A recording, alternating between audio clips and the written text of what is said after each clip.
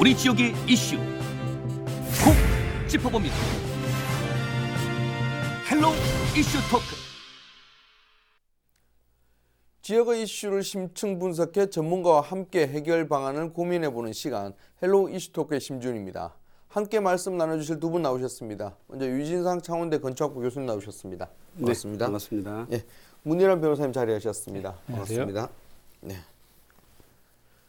카드 게임에서 자기 패를 보지 않고 아무 패나 손 가는 대로 뒤집는 것을 흔히 깜깜이라고 합니다. 도막판의 언어로 쓰일 법한 이 단어가 작년 전국 신협 선거판에서부터 지금까지 자주 등장하며 의혹에 꼬리를 물고 있습니다. 도내 최대 규모의 경남 중앙신협도 마찬가지인데요. 자세한 내용 알아보도록 하겠습니다.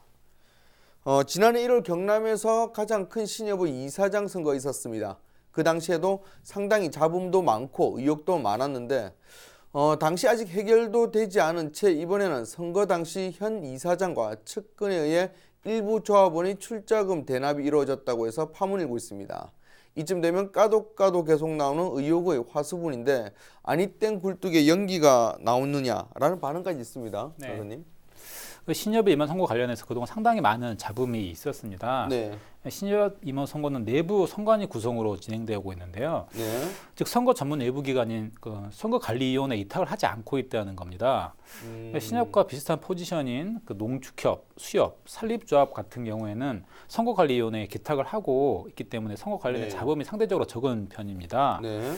근데 이제 신협은 선거관리위원회 일을 맡기게 되면은 수천만 원의 그 선거 비용이 든다는 이유로 내부적으로 선관위를 구성하고 있는데요. 네. 이 때문에 선거 입 후보자 파벌에 따라서 선관위 공정성, 중립성 등에 대한 어떤 지적을 계속 받아오고 있는 상황입니다. 네. 특히 작년 1월에 치러진 신협 임원 선거와 관련해서는 한 후보자 측에서 유리한 표를 확보하기 위해 조합원을 인위적으로 확보되고 가입시켰다는 의혹이 있는데요. 네. 신협에 가입하기 위해서는 출자금을 내야 됩니다. 일종의 조합이기 때문에요. 네. 네. 그런데 당시 선거를 앞두고 조합원이 부담해야 될 출자금을 상향했고, 근데 그 상향한 출자금을 각 조합원이 아닌 한 후보자 측에서 대납해줬다는 의혹이 있습니다. 그런데 대납해줬다는 건 일부 사실로 사실 드러났고요. 그래서 그 일과 연루됐던 사람들은 사퇴한 상태입니다. 네. 하지만 그 후보자가 현재 이사장으로 선출되었고요. 그 이사장은 자기는 모르는 일이라고 주장을 하고 있지만 그 선거에 떨어진 다른 후보자 측에서 현재 이사장이 모르는 것은 말이 안 된다라고 네. 주장하면서 현재 검찰에 고발을 해놓은 상태입니다. 네. 사실은 조금 이해가 안 되는 게 원래 이 선거의 공정성을 위해서 내부가 아니라 바깥에서 이제 좀 더 이제 공정한 선거를 위해서 이제 선관위 의뢰를 해서 진행을 하는데 이 신협 같은 경우는 작은 돈도 아니고 굉장히 큰 돈을 이게 오가는 그렇죠. 그런 이제 조합장인데도 불구하고 내부에서 한다. 이 뭐 잡음이 나올 수밖에 없을 것 같습니다. 사실 신협의 임원 선거의 불공정 선거 의혹 제기는 비단 경남도 신협만의 그런 것은 아닌데 방금 제가 말씀드렸던 대로 이런 의혹 이런 문제점 자체가 사실은 선거 전후로 해서 여러 가지 허점이 많기 때문이다 이런 이야기도 나오고 있습니다.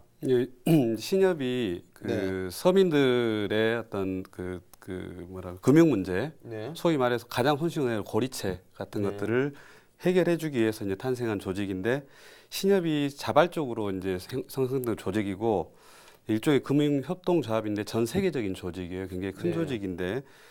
이제 신협 같은 경우는 본사로 영업이익을 올리지 않고 그 지주들이 조합원들이 이제 지주가 되고 지역에 전부 다 이렇게 배당을 하게 되는 시스템이기 네. 때문에 이제 뭐 지역에 거주하는 조합원들이 주인이자 지주가 이제 되는 거죠. 근데 네. 이제 이런 자발적 운영이 문제가 이제 오히려 좀 문제를 유발시켰는데 우리는 어떤 네. 자발적인 조직체이기 때문에 중앙선관위에 맡기지 않겠다. 좀 전에 말씀한 것처럼 어떤 돈 문제를 들어서 네. 대부분의 조직들이 중앙선관위에 이제 이렇게 위탁 관리를 하고 있는데 네. 지금 거부하고 내부 조직으로서 지금 운영을 하고 있는 상태고 요 문제가 있고 그 다음에 이제 조합원 확보가 결국은 이제 어떤 선거의 승리의 관건이 되기 때문에. 네. 조합원이 되기 위해서 농협 같은 경우는 실제로 농사를 짓는지 안 짓는지 농지를 소유하는지 이런 것들을 좀 확인한 절차가 꽤 있어요. 네. 근데 신협 같은 경우는 뭐 10,000원, 몇만 원만 이렇게 내면 바로 그냥 그 조합원이 될 수가 있거든요. 네. 그러니까 짧은 기간 동안에 선거 이기기 위해서 조합원을 이렇게 조직적으로 이제 모으는 소위 말하는 유령 조합원 네. 이런 논란이 나오게 됩니다. 쉽게 말해서 책임감이 없는 거죠. 농협조합원들은 모종의 자기가 이 스스로 뭔가를 기여해가지고 그 네. 이윤이 스스로 오게 해야 된다는 어떤 책임감 같은 게 조금 결여돼 있는 조직이고, 그 다음에 이제 이러다 보니까 조직을 선점한 쪽에서 배당률, 당신들에게 이렇게 높은 배당률을 주겠다 하는 식의 어떤 홍보 이런 것들이 훨씬 유리한 상황이 되는 거죠. 네. 실례로 보면 이제 경남의 경우에 지난해 초에 6,700명 정도 되던 조합원이 1년 사이에 2배가 늘었어요. 근데 이제 요건 이제 빙산의 일각이고, 지금 큰 문제가 되고 있는 함양 같은 경우에는 네. 매달 평균 20명씩 이렇게 가입하던 조합원이 9월, 10월, 지난달 9월, 10월 2달 동안에 1,500명으로 늘었어요. 충분히 의심의 여지가 있는 상황인 거죠. 네. 사실은 이런 신협의 문제 자체가 신협 임원의 권한이 굉장히 막강하기 때문이거든요. 사실은 그래서 이제 어떻게 보면 지도청이라고 볼 수도 있을 정도인데, 그래서 이제 좀 더 투명하고 좀 더 그 의혹의 비리에 대해서 더 깨끗해야 되는데, 사실은 이제 문제는 이런 경남 중앙 신협조차도 이런 문제에 대해서 크게 심각성을 깨닫지 못하고 있다는 게 사실은 공부를 좀 사고 있는 것 같습니다. 별일 아니다라는 이런 태도가 좀 있는 것 같은데, 이게 참 난감하기도 하고, 이런 부분을 어떻게 그렇게 볼 수 있는가라는 좀 생각도 들기도 합니다. 네.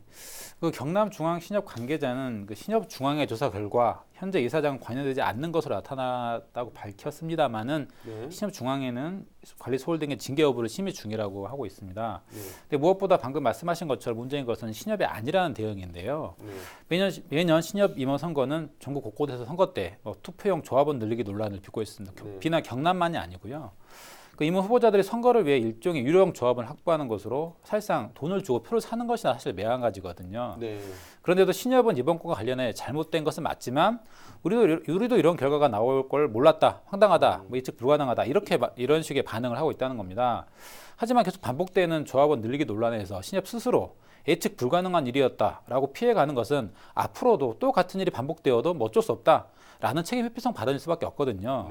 그런데 앞서 말씀드렸지만 신협 임원 선거는 자체 선관위를 구성해서 계속 해오고 있습니다. 외부 기관이 아닌 내부 신협 사람들이 네. 선관위를 구성하기 때문에 이들이 이사장 입후보자들의 입김으로부터 자유롭기가 사실상 어려운 실정이거든요. 네. 따라서 일정한 비용이 든다고 하더라도 다른 농축협, 수협, 산림조합처럼 네. 외부 기관인 중선위에 맡겨서 떨어진 신뢰도를 회복하는 게 가장 급선무라고 생각을 합니다. 네. 뭐 계속 말씀드리지만 이게 작은 규모의 단체도 아니고 그 막대한 돈이 이제 오가는 단체이기 때문에 이게 어떤 공정성에 대해서는 다른 어떤 기관보다 깨끗하고 투명하게 해야 되기 때문에 이런 선거 과정에서 역시 이런 외부 기관 이제 선관위였던 도움 그런 내용이 조금 분명히 반영이 돼야 될 것 같습니다. 이 부분에 대해서는 새로운 소식 들어온 대로 계속 전해드리도록 하겠습니다. 오늘 본 주제에 대해서 이야기를 좀 나눠보도록 하겠습니다. 창원시의 구산해양관광단지의 숙박시설 확대를 둘러싼 갈등이 수면 위로 드러나기 시작했습니다. 창원시는 지난 23일 체류형 관광을 위한 숙박시설 확보와 토지 이용 효율성 강화 추진을 발표했는데요. 이에 창원시와 환경단체 입장이 충돌하면서 양측 간의 이해가 필요해 보입니다. 오늘 헬로우 이슈토크에서는 각 측의 주장을 이해해보고 이견을 좁힐 수 있는 대안에 대해 이야기 나눠봅니다. 네, 창원시가 지난 23일 발표한 내용으로 인한 잡음이 오늘 주제의 중심인데, 발표 내용을 조금 보면 구산해양관광단지 숙박시설을 늘리겠다, 이 내용이 가장 핵심이죠. 네, 구산해양관광단지 그 주변에 보면 네. 우리 로봇랜드, 사실 창원시가 안고 있었던 가장 골치 덩어리였다고도 볼 수 그렇죠. 있는데, 그 문제가 이제 급진전되면서 네. 해결의 실마리를 찾아서 창원시에서는 이걸 빨리 사업을 진행시키고 싶어하는 상황에서 지난 23일 정확히 이제 구산 관광해양단지가 있고 그 바로 옆에 마산 로봇랜드가 있는데, 구산 해양관광단지에 이제 숙박시설을 원래 이렇게 협의했던 것보다 더 늘리겠다고 발표를 했어요, 갑작스럽게. 네. 근데 이제 그 지역이 처음부터 20년 동안 이렇게 논란의 여지가 됐던 것들은 수자원 보호 구역이었고, 또 그 범위가 굉장히 광범위해요. 리아시식 네. 해안을 다 이렇게 범위를 이제 포함하고 있기 때문에, 그래서부터 관광 단지 지정 때부터 더 이제 되게 이제 말들이 더 많았는데, 네. 갑자기 이제 숙박시설을 늘리겠다고 하니까 시민단체에서는 이게 뭐 처음에 약속했던 그 요즘 그 숙박시설 남아 도는데 네. 거기다가 또 이제 더 늘리자고 하면 이제 어찌된 영문이냐 이제 하고 이제 기자회견을 한 거고 사실 이제 좀 전에 말한 대로 20년간 이걸 끌어온 사업이란 말이죠. 이게 네. 이 지역이 사활이 걸린 사업이라고 해도 과언이 아닌데 그 와중에 마산 로봇랜드가 원래는 영구 집약형 그 단지로 시작을 했는데 네. 이게 보니까 그쪽이 구산면이 좀 외지잖아요. 연구원들이 갈 수도 없고 대학 연구시설에서 지원을 해줄 수도 없고 대기업하고도 거리가 떨어져 있기 때문에 이것들이 성격이 좀 박혔어요. 뭐 고성 공룡 엑스포처럼 약간 이제 관광으로 좀 특화된 쪽으로 바뀌었기 때문에 네. 굉장히 말들이 많았었거든요. 그러다 보니까 이게 사업에 대한 확신이 지금 서지 않는 상태에서 지금 빠른 속도로 밀어붙이는 형국이 됐기 때문에 사실은 민선 7기이 지금 이번 그 시장에서도 20년을 끌어왔기 때문에 뭔가 이제 결정을 내야 되는 어떤 마지노선에 와 있는 상황이라서 이제 충분히 민간 투자자 입장을 시가 좀 이렇게 도와주지 않느냐 하는 그런 이제 의심을 살 만한 상황이 이제 벌어진 거죠 지금. 네. 그럼 이번엔 반대쪽 얘기를 조금 들어보겠습니다. 반대쪽이라고 하면 환경단체와 시민사회단체일 텐데 이들은 지금 왜 숙박시설을 늘리느냐? 지금도 충분히 많다. 숙박시설을 늘리기보다는 원형 보존 녹지를 더 늘려라 이렇게 주장을 하고 있거든요. 네, 그렇습니다. 그 창원 물 생명시민연대는 지난 21일 창원시청에서 기자회견을 열고 부산 해양관광단지 민간 사업자인 삼정기업 컨소시엄이 급경사지에 숙박시설을 짓는 등 당초 계획보다 숙박시설 규모를 확대해야 한다고 비판을 하고 있는데요. 시민연대는 가족 호텔이 사라지고 임대가 가능한 호텔형 레지던스를 짓는 것은 체류형 가족 관광 단지를 내서 어떤 애초 사업 목적이 맞지 않다라고 주장을 하고 있습니다. 그리고 시민연대 관계자는 이는 이윤을 추구하겠다는 저의를 드러내는 것이라고 하면서 창원시가 당초 사업 목표 환경훼손 등의 문제를 간과하고 기업의 요구를 들어서는 안 된다라고 어떤 비판의 목소리를 내고 있는 상황입니다. 네.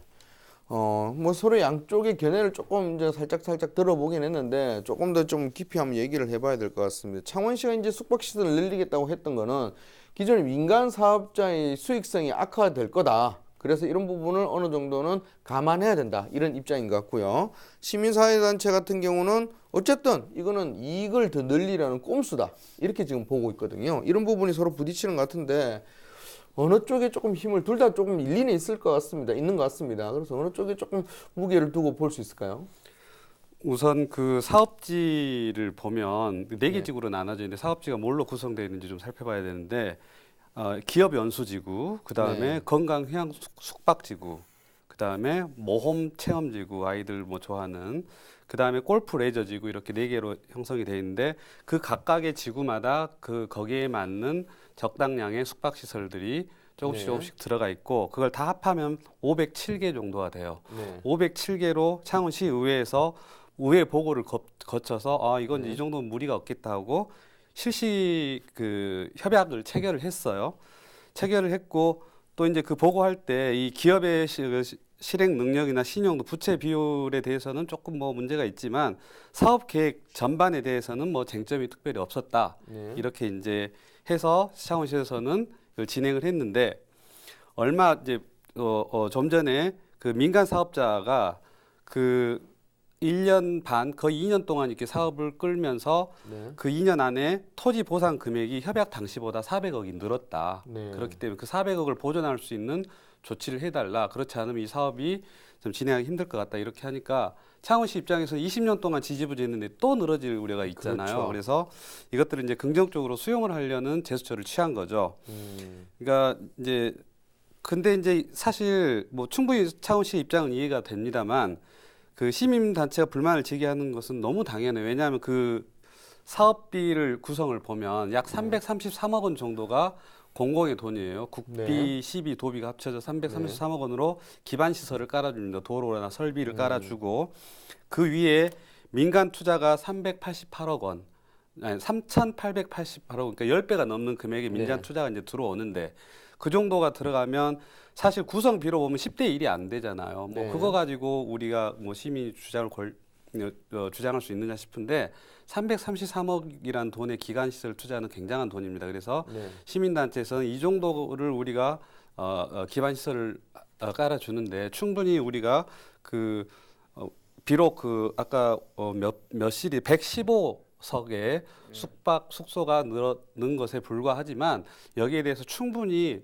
어떤 뭐라 그럴까 사회적 합의하고 설명이 필요한 상태인데 그게 없이 이제 진행되다 보니까 불만을 제기하는 게 뭐 민감하게 반응은 너무 당연한 것 같습니다. 네.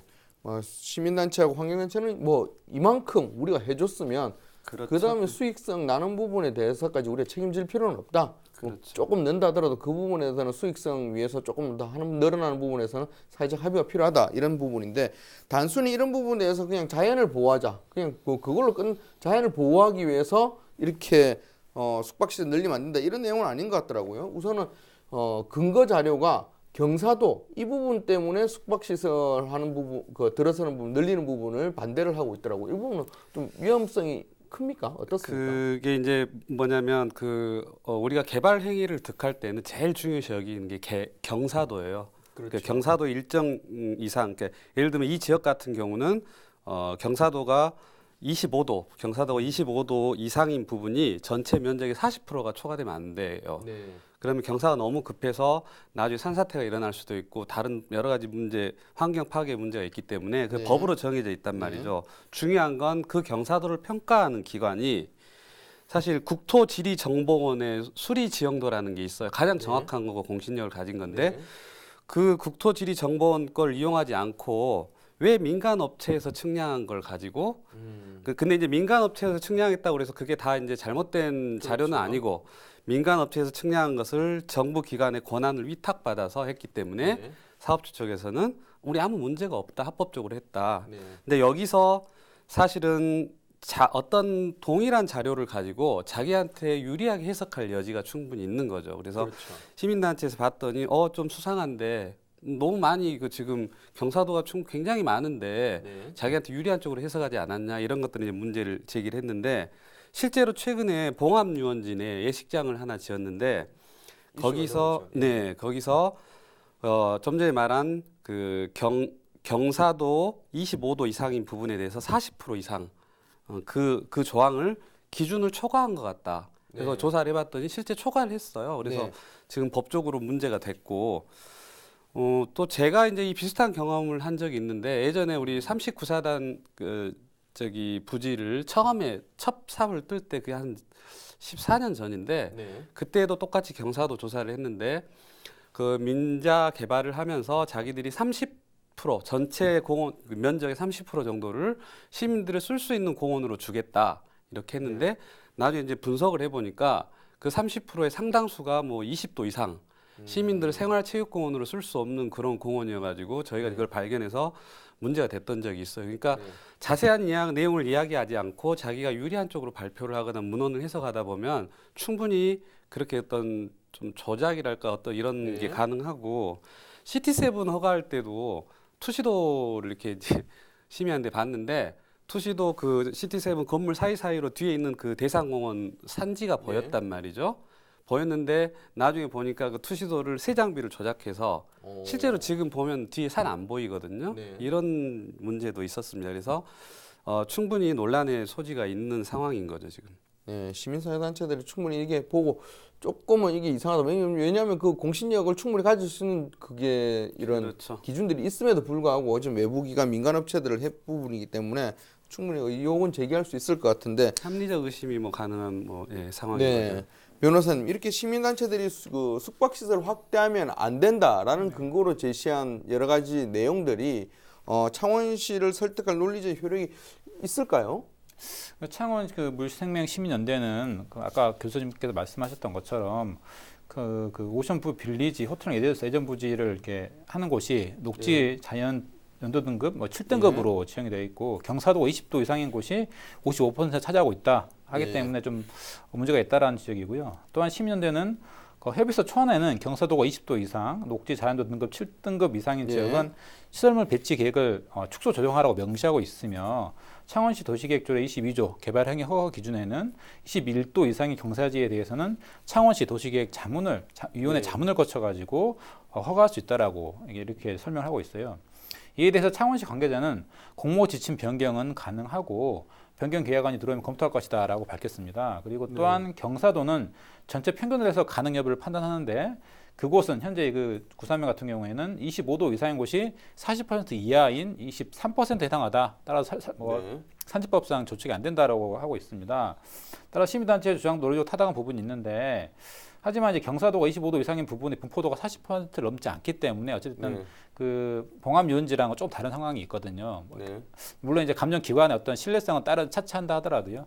그래서 이제 그리고 또 창원시는 현재 또 안이 확정된 것이 아니고 변경 계획권이 들어오게 되면 또 예주도 있다고 하기 때문에 우선 조금 지켜볼 필요가 있지 않나라 싶습니다. 네.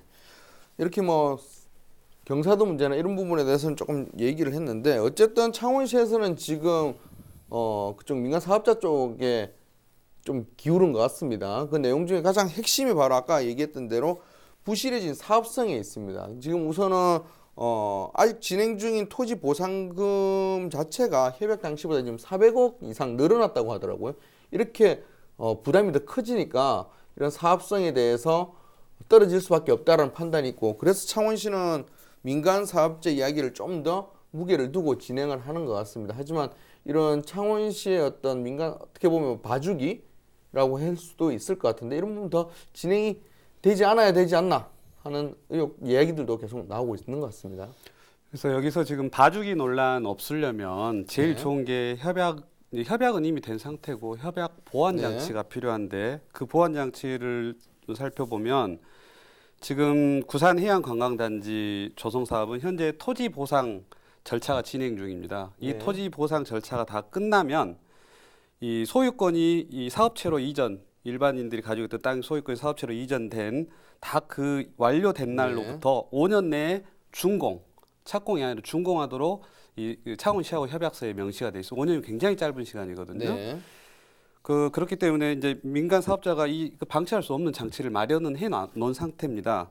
그리고 이제 또 하나 정당한 사유 없이 이걸 지키지 않으면 사업자가 이제 공사 착수하지 않고 협의를 이행하지 않으면 창원시로 다 이 토지나 이런 것들을 귀속하고 재산을 창원시가 관리한다. 아니, 귀속하는 게 아니라 재산을 창원시가 관리한다고 이렇게 명시해 놨습니다. 그래서 시의회 보고에서도 그 사업 계획 자체는 아까 쟁점이 없다고 그랬잖아요. 근데 이 사업체의 실행 능력, 신용도, 부채 비율에서는 약간의 뭔가 이야기가 나왔었나 봐요. 그래서 이 부분을 이제 협약에서 좀 잘 창원시가 중재자 역할을 잘 조절을 해야 되는 상황인데 밖에 여론에는 마치 편드는 것처럼 지금 약간 비춰지고 있어서 그 부분을 창원시가 이제 잘 해결해 나가야 될 것 같습니다.